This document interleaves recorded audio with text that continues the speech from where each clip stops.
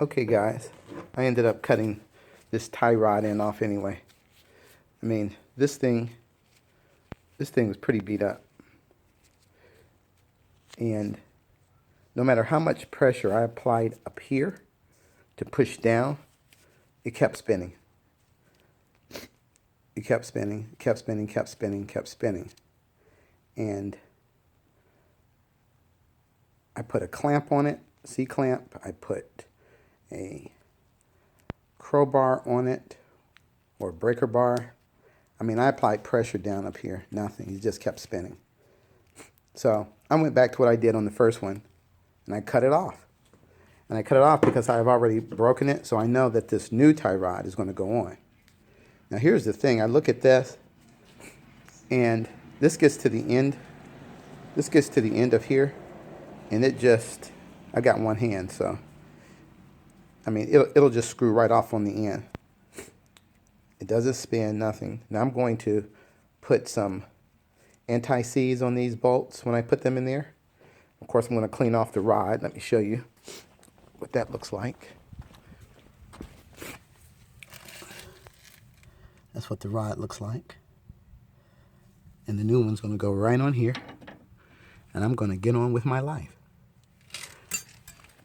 But I don't think that applying pressure on the top of this, I think that's a solution depending on the condition of the tie rod end.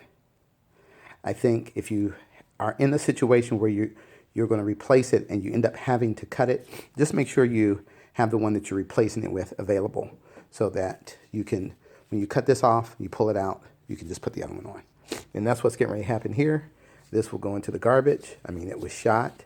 It really, I mean, it couldn't go another mile.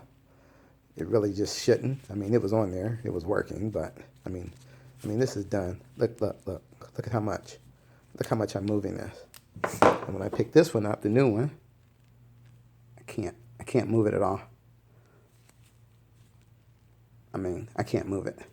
So this tie rod end was completely shot, but definitely soak it in vinegar and try that.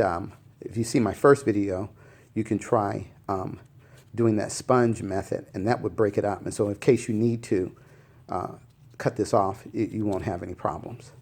So I hope this video helps. I'm getting ready to put the new tie rod on, and then this job is done. This was a control arm replacement, a stabilizer bar link end replacement, and a tie rod end replacement. And again, I just fixed it myself. I hope you enjoyed the video, and I hope this helps.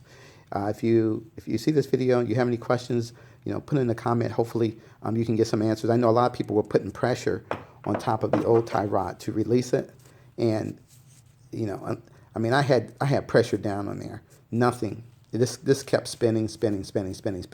So that could be a solution, maybe depending on how good these boots are, or